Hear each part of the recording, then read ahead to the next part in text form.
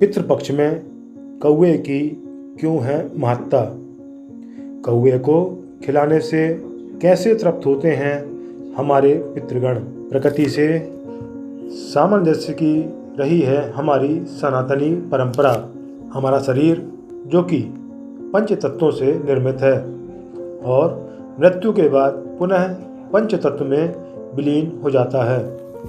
पंच तत्व में विलीन होने के कितने अंतराल के बाद आत्मा देवत्व को प्राप्त होती है, यह समझना काफ़ी महत्वपूर्ण है, क्योंकि पितृतर्पण इसी प्रक्रिया से जुड़ा हुआ है।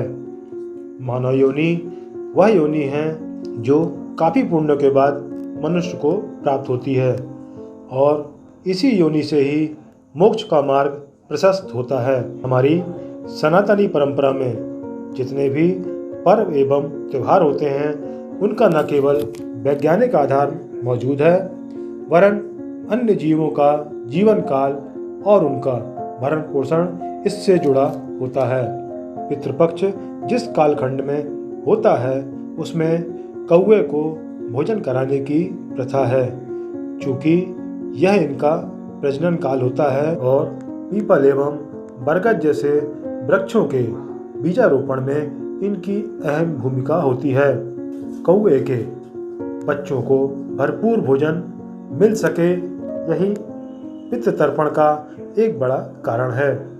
इन्हीं तत्वों को आधार बनाकर ही श्राद्ध को परिभाषित किया जाता है। न केवल कौवे वरन इस पितृपक्ष में हर उस जीव के परिपालन का ध्यान रखा गया है जिसे प्रकृति ने जीवन दिया है। प्रकृति के प्रत्येक जीवों के संरक्षण की परिपाटी हमारे त्योहारों और पर्वों से संबंधित है। ये संपूर्ण विज्ञान सम्मत विषय है। हमारा शरीर जिसको हम मृत्यु के बाद पितृ श्रेणी में डाल देते हैं, ले जाते हैं, ये पंच तत्वों से निर्मित है।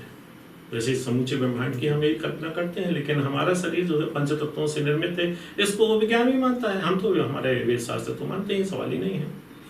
ये पंच तत्व जब व्यक्ति समाप्त हो जाता है, पार्थिव शरीर कहते हैं, उसको पंच तत्वों में विलीन करने की हमारे यहाँ बहुत सी विधाएं हैं।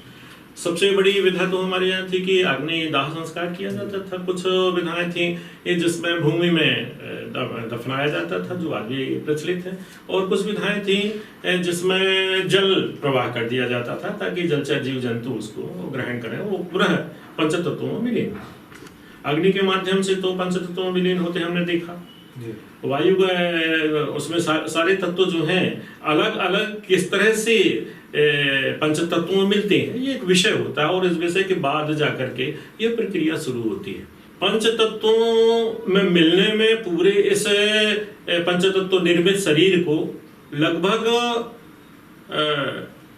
13 दिन का समय लगता है और संपूर्ण रूप से वायु रूप में जाने में तो 1 वर्ष का समय लग जाता है। इसलिए हमारे यहाँ 13 दिन का पूरा विधान था। 13 दिन मृत्यु के बाद मनुष्य जो है प्रेत योनि में माना जाता था, तो उसको प्रेत योनि में रखते थे। वो प्रेत योनि के बाद 1 वर्ष तो वायु रूप में रहता था, फिर वो दिव्य रूप में जाता था। लोग जो चले गए उनको क्या बुलाना, उनको क्या हमारा दिया हुआ जल क्या उनको मिल जाएगा, क्या हमारा दिया हुआ अन्न उनको मिल जाएगा, इतनी बड़ी भ्रांति फैली हुई है कि इस माध्यम से ना तो हम देव पितरों को संतुष्ट कर पा रहे हैं और ना ही इस परंपरा को इस वास्ते जीवित रख पा रहे हैं जिसको देख करके हमारी संतति, हमारी संस्कृति बनी रहे और आने वाली पीढ़ियां ये पारस्परिक सामाजिक व्यवस्था के अंतर्गत कि हमारा पुत्र हमारे लिए जो कर रहा है, पिता हमारे अपने पितरों के लिए कर रहे हैं, पूर्वजों के लिए, तो पुत्र उसको देखे और वो फिर आने वाली पीढ़ियों के लिए करता रहे, एक सामंजस्य पीढ़ी में बना रहे, एक दूसरे के प्रति स्नेह बना रहे कि देखिए जाने वालों के लिए भी हमारी संस्कृति में कितना बड़ा स्थान था। तो वायु रूप में कुछ लेना ये तो संभव है, इसमें तो कुछ ऐसा है ही नहीं, क्योंकि जो कुछ दिया जाता है उसको वायु रूप में लेना तो हमारे देवताओं का भी यही है। हमारे देवता कुछ नहीं खाते, लेकिन हम जो देते हैं उसको ग्रहण तो करते हैं। ये तो हवन के माध्यम से, वायु रूप के माध्यम से और समस्त विधियों के माध्यम से। तो ऐसा जो है अब इन भ्रांतियों को निकाल करके और समाज में नई व्यवस्था है, नई सोच जागृत हो। आज विज्ञान ने भी देखिए आत्मा की अमरता तो सब स्वीकार कर रहे हैं। पाश्चात्य देश भी आत्मा की अमरता स्वीकार करते हैं। हमारे ऋषि मुनि अनुग्रंथ होना वेदों में सबने कहा कि शरीर नष्ट होता है, आत्मा नष्ट नहीं होती है। तो जब नष्ट नहीं होती है तो उसके लिए तो व्यवस्थाएं हैं, और फिर वो श्रेणियां बनते बनते हम ही दैवत्व को पूर्ण धारण कर लेते हैं, और पितरों की श्रेणियां बढ़ते बढ़ते अंत में दिव्य पिता हो जाते हैं, जो देवता के स्वरूप हो जाते हैं। ये सब करने का श्रद्धा और विश्वास पूर्वक, संपूर्ण सुचिता पूर्वक, तन मन और धन से जो सामर्थ्य है उससे भूत भविष्य वर्तमान तीनों कालों में सदाचरण के संकल्प पूर्वक अगर हम पितरों के प्रति पूरे वर्ष भर श्रद्धा समर्पित करते हैं, जलांजलि का तो वर्ष भर का है।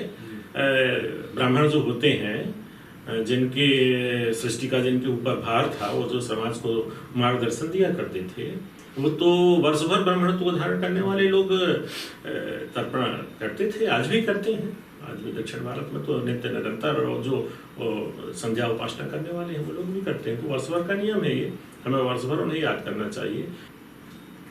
प्रकृति में समस्त जीव जंतुओं को, मनुष्यों को, पशु पक्षियों को, सबको हमें तृप्त करने का प्रयास करना चाहिए, क्योंकि हम वैश्वानर भूता प्राणिनाम देहमासिता, वो देखते हैं कि कहाँ इनका जहाँ जहाँ स्वार्थ है वहीं वहीं ये खिला पिला रहे हैं। जैसे कौओं को खिलाने का एक आया था अभी विवरण, मैं उसमें काफ़ी चिंतन करता रहा कि कौओं में इस समय प्रजनन होता है और उनके बच्चे जीवित रहें, क्योंकि बड़ और पीपल जैसे हमारे उपयोगी वृक्ष जो हैं उनको जीवित रखने के लिए कौवे जीवित रहना चाहिए। तो इस पितृपक्ष में उनके छोटे छोटे बच्चे रहते हैं तो उनको खिलाने से वंश वृद्धि होगी, इसलिए कौओं के माध्यम से दिया जाता है। बात तो ठीक है, लेकिन कौवा अकेला नहीं, इस सृष्टि में कौवा जैसे ही उपयोगी सब कुछ है, इनको सबको बचाने का प्रयास हमें करना चाहिए।